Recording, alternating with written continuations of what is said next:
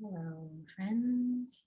If you haven't been here before, my name is Tina from Quantum Healing with Tina and Karen. I'm a Beyond Quantum Healing practitioner, spirit releasement therapist, and intuitive empath.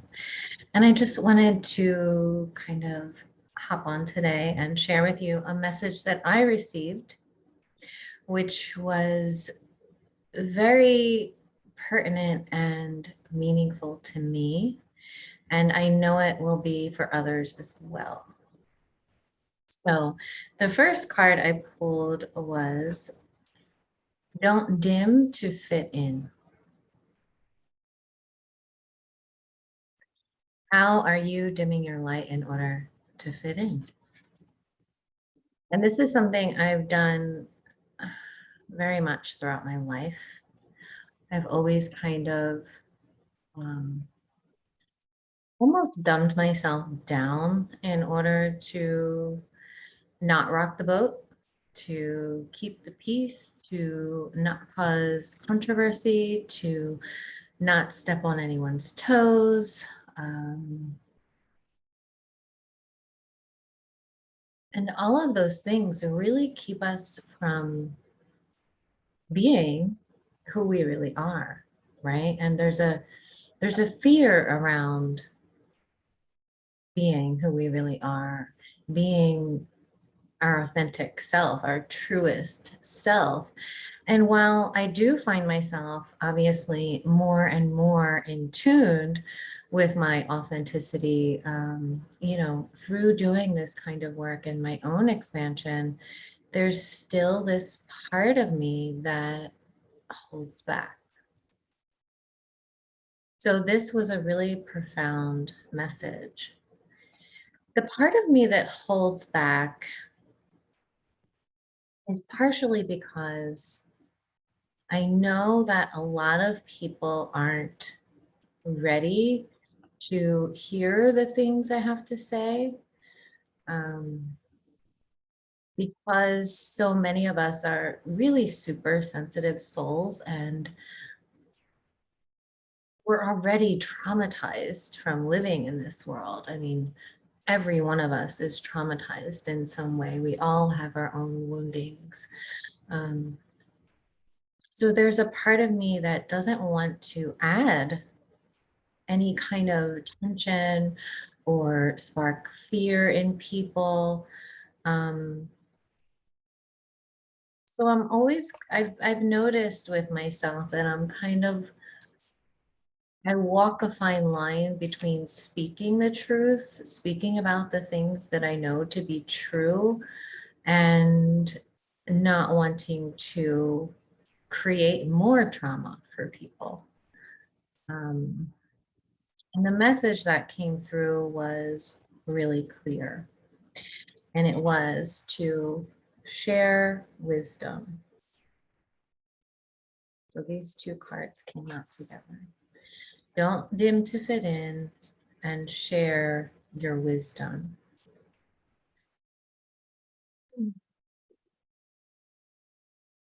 It's amazing with all the work that you can do on yourself and always kind of jumping over these hurdles to your fullest self-expression.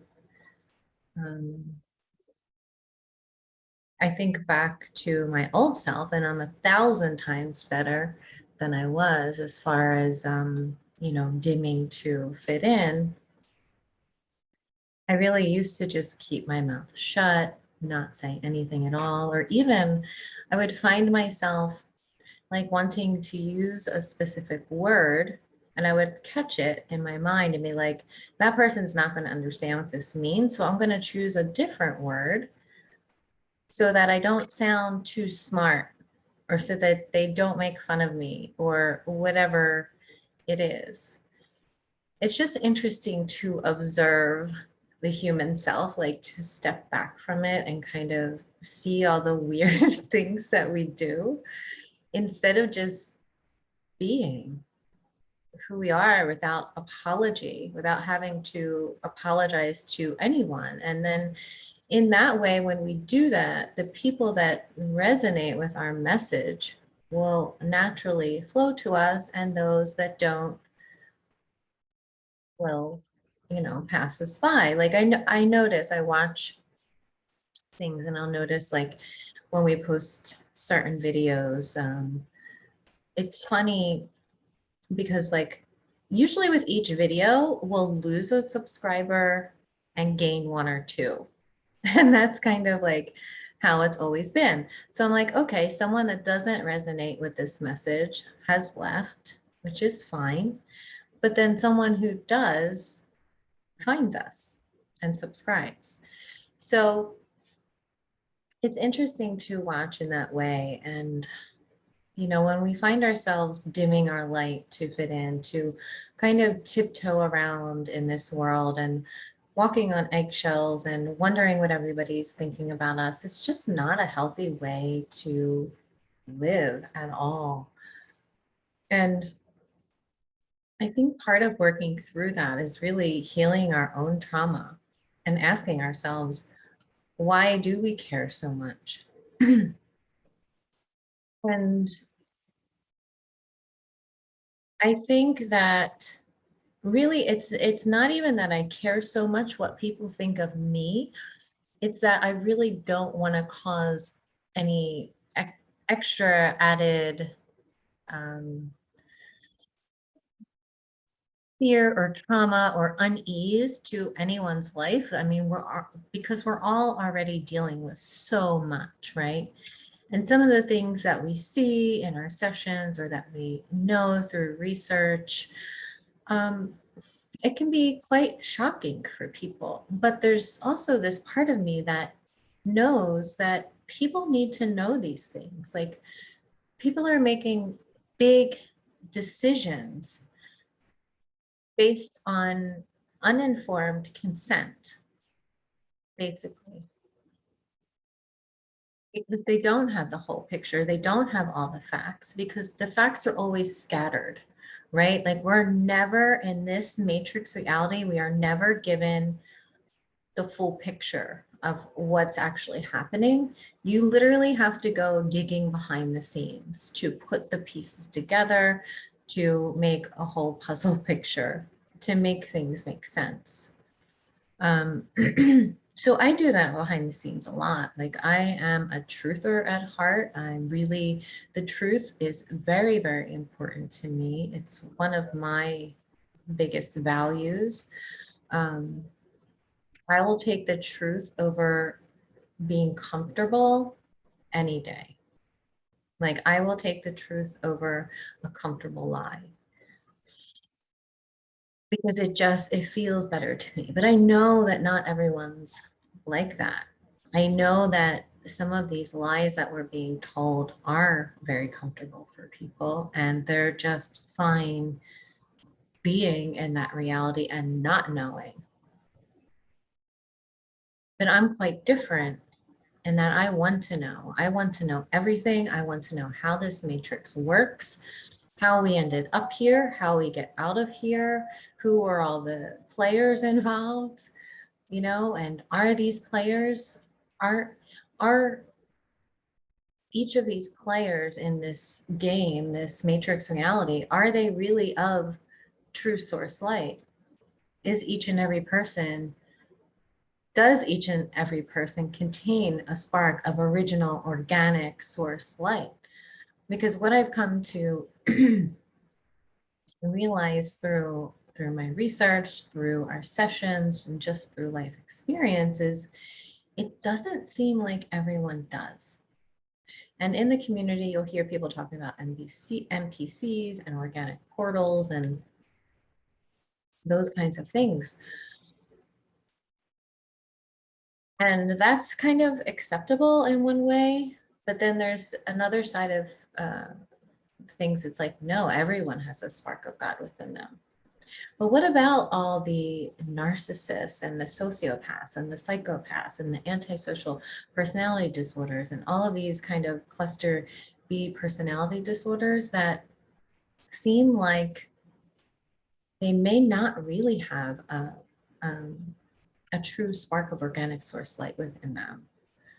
Um, don't know if I'm articulating that correctly, but I know some of you will understand that because it's like, it feels to me like the true source players here, in the spiritual community, through all of the hypnosis sessions and research that has been done, it's like, when people go in between lives, say you're in a hypnosis session, you visited a past life, and now you leave the body of that lifetime. And so what happens is we'll follow the spirit to the other side, right, to see what happens. And usually what happens is you're greeted with your family members from that lifetime that have died. They welcome you. And then you go through some kind of life review to see how things went, um, and why you planned it in the way that you did, and all of those types of things. And then the subject of karma comes into play. Well, you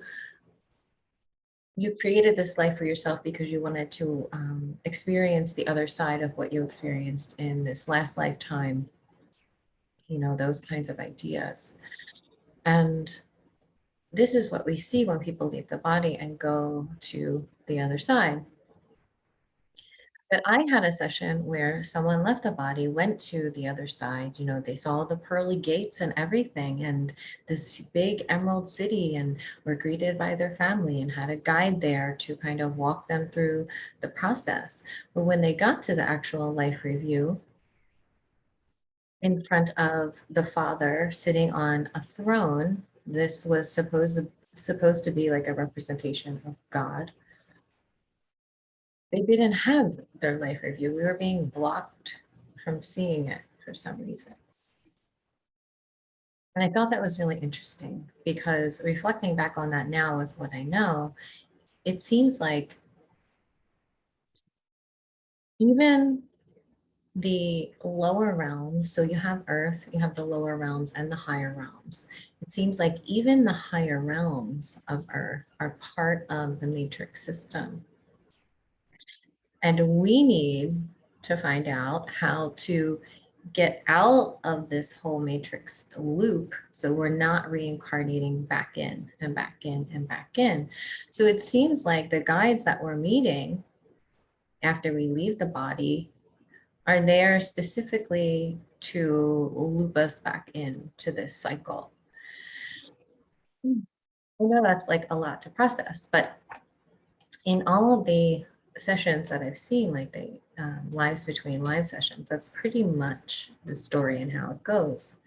Now, in my own session, when Karen was a surrogate for me, and she went in between lives for me, and she met with this council in this room, had the life review. And one of the guides we met, this was like when we were first starting and just like practicing, and we kind of just dove in and, didn't know anything about anything. One of the guides that was speaking actually had red eyes. And she was saying that I created this lifetime now and all of the suffering that I've experienced in this lifetime because I wanted to challenge myself and prove to myself that I could do it and I could get through all of these challenges. And she was saying that I would then act as a guide in, like, after I crossed over from this lifetime, then I would act as a guide for others who had really challenging lives here on earth.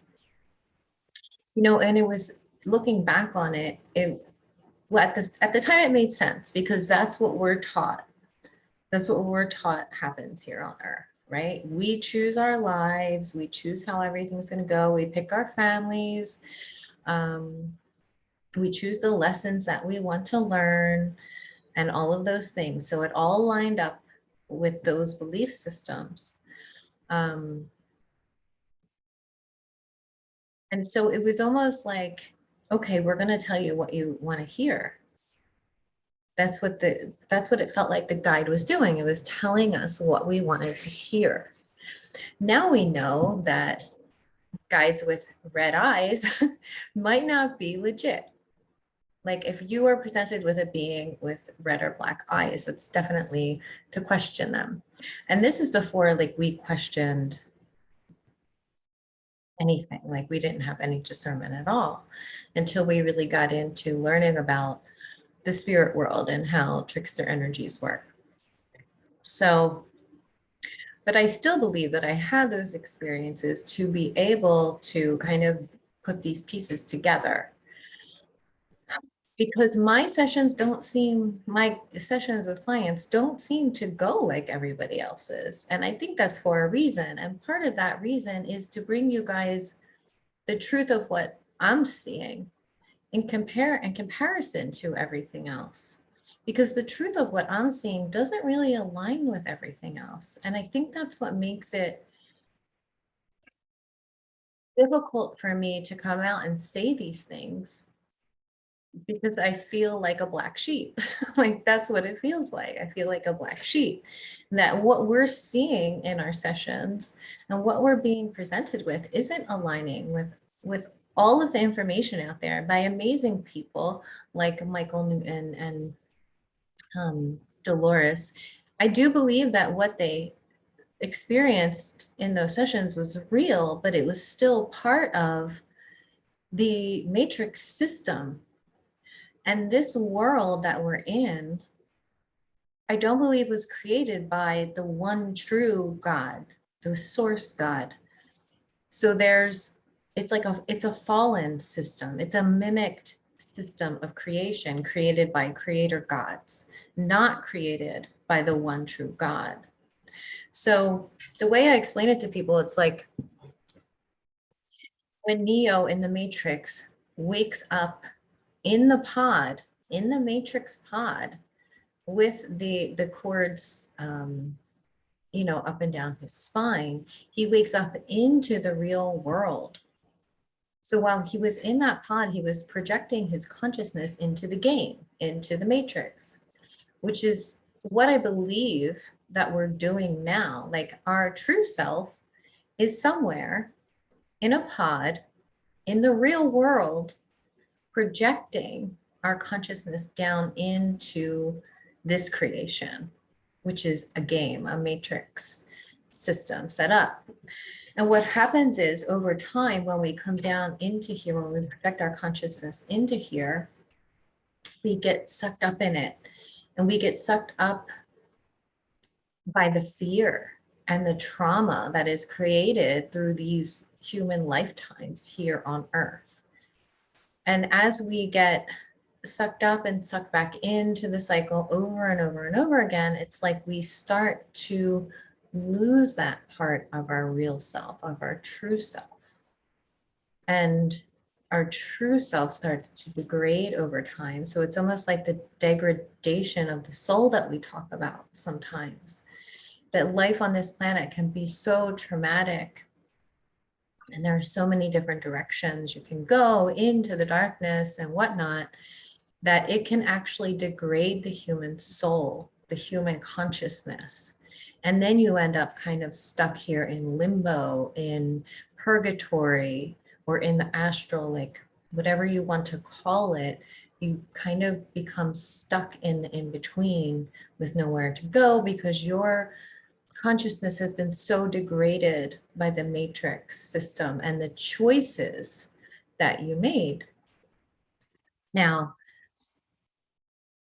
I do believe that we have the chance in this lifetime, with the awakening that's happening, to actually get out of this system, to know that karma is not real. We do not have to keep recycling back into these lives, that we do have the capability of exiting back into the real world and not being tricked back into another cycle, that we do have a connection with true source God, original source God, organic source God within our hearts.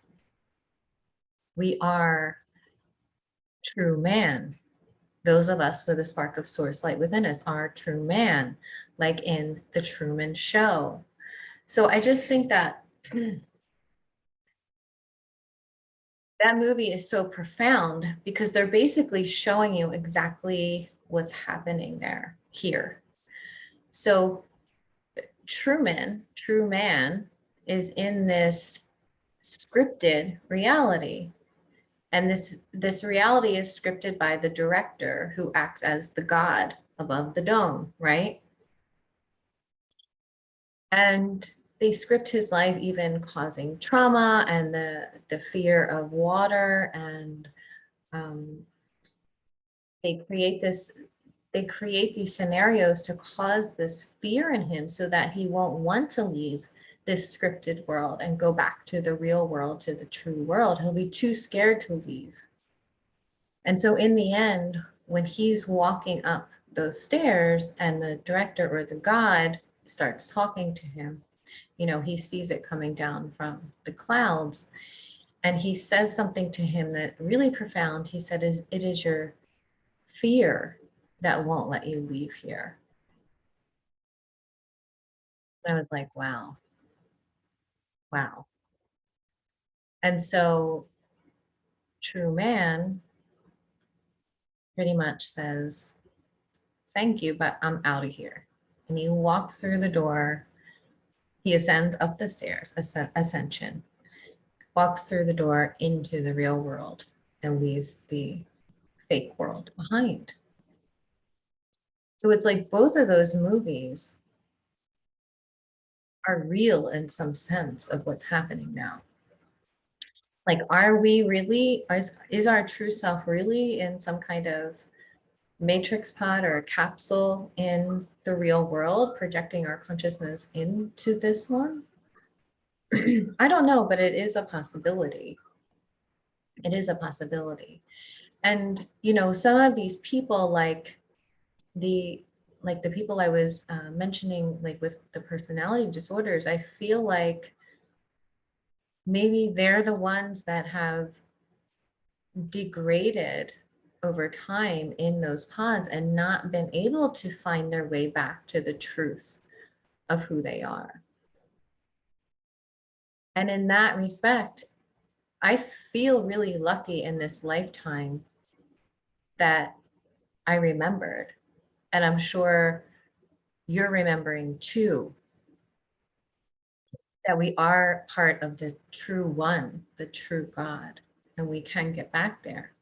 Because if you think about it, why would our memory be erased every single lifetime? Like, that doesn't even make sense.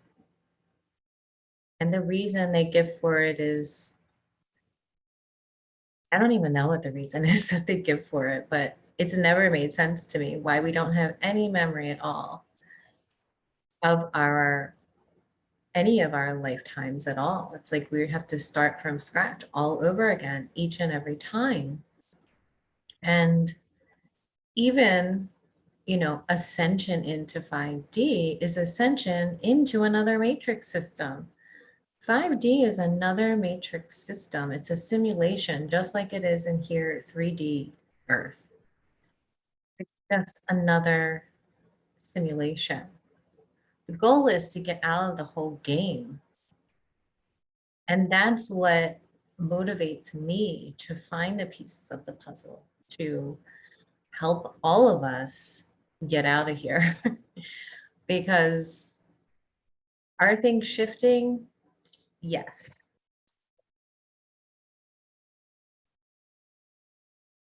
Has the light won? No. Is it going to? I think that's up to each and every person.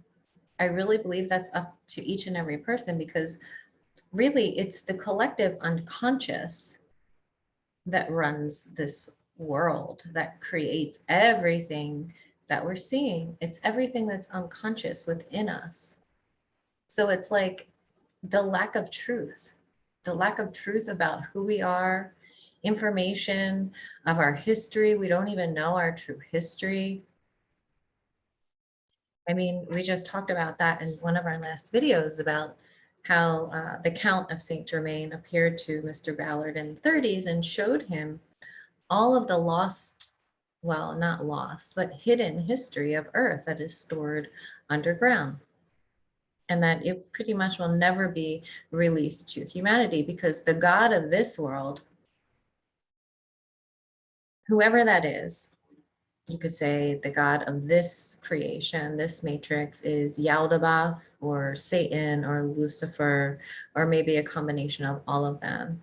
It's pretty much the darkness that rules this world at this point, and why we can never seem to get anywhere, and why people don't seem to be waking up fast enough to make the changes. And this is why it's so important for us as source players to focus on our own light, our own power, and stop dimming to fit in, because we don't belong here. This isn't our game. This is not our game. This is not our world. This is not our game. We don't belong here. We belong in the real world. And a lot of this information also aligns with Ashiana Dean's information on, she talks about how this system that we're in with, and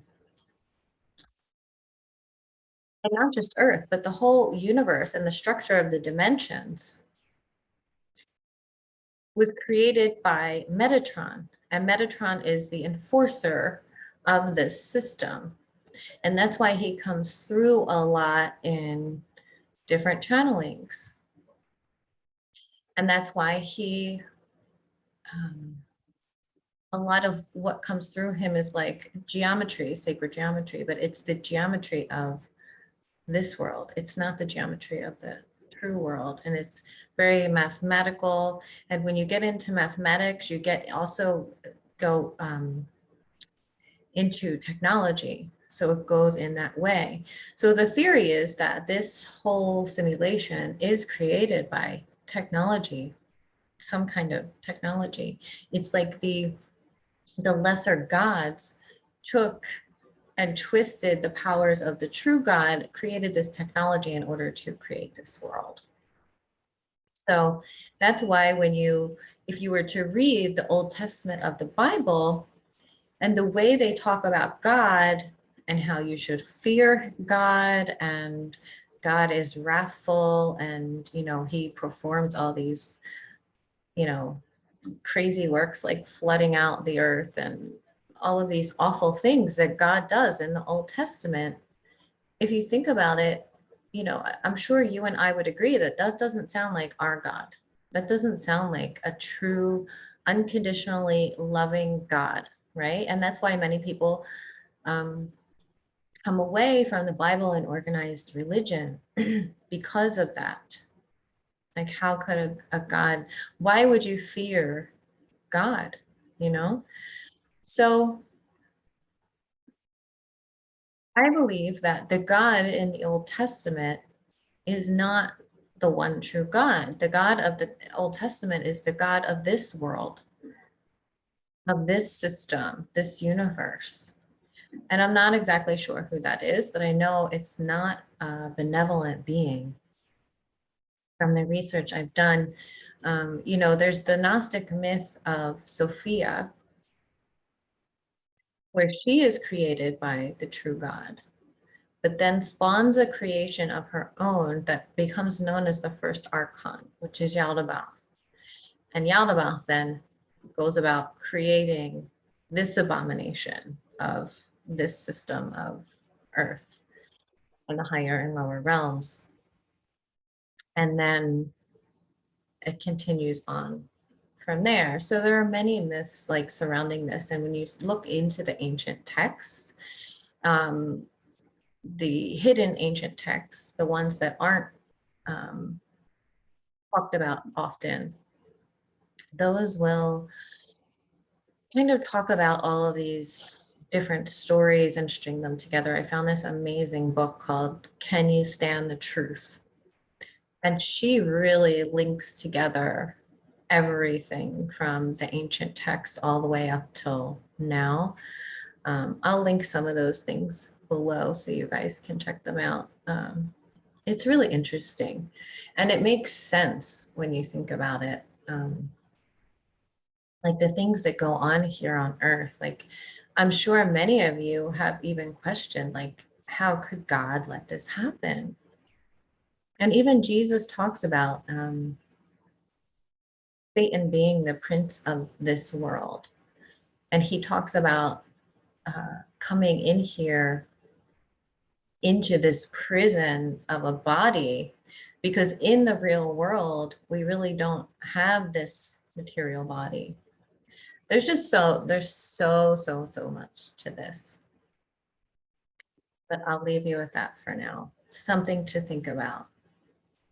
Um, and again, just to drive home, don't dim your light to fit in here. You don't belong here. And if you are still holding back your gifts from the world, your true organic source light from the world, we need you now more than ever. We really need you to share your wisdom with the world, because we need as much light as we can get. Because you never know if one little thing you say might just stick with somebody. You know, it's like planting the seed and waiting for it to sprout. Or maybe somebody has their garden ready and that seed sprouts right away. You just never know how someone is going to receive your specific frequency, because a lot of us will think to ourselves, well, why do I need to put myself out there? There's so many people out there. But you have a specific frequency, a specific energy to offer the world. You have a very unique body of knowledge, experience, and wisdom that you can share with others. It's so important right now that we can help to drown out some of the noise and remind people just how powerful they are. We are so powerful because we are connected with the one true God. We are connected with the one true God. We don't belong here in this world. Maybe we did choose to come here to protect our consciousness here, to help to change it. Maybe we did. And maybe that's what's happening now. But the new earth starts from within always. It starts with loving the parts of ourselves that we've cast aside as unworthy to be seen. Again, you know, kind of turning, it's a self-betrayal when we don't accept all of who we are. It's a self-betrayal, and it's not being honest with ourselves when we do that. So accepting all of who we are, loving the flaws, the imperfections, loving yourself the way you would imagine that the one true God, the one true source would love you unconditionally with all of your flaws and imperfections as a human being. You are perfect and you are powerful and you are worthy just the way you are, exactly the way you are. You don't need to change one single thing about you right now to be worthy of God's love. So I hope that's helpful to you in some way. And I'll see you guys next time. Thanks for hanging out with me. Bye.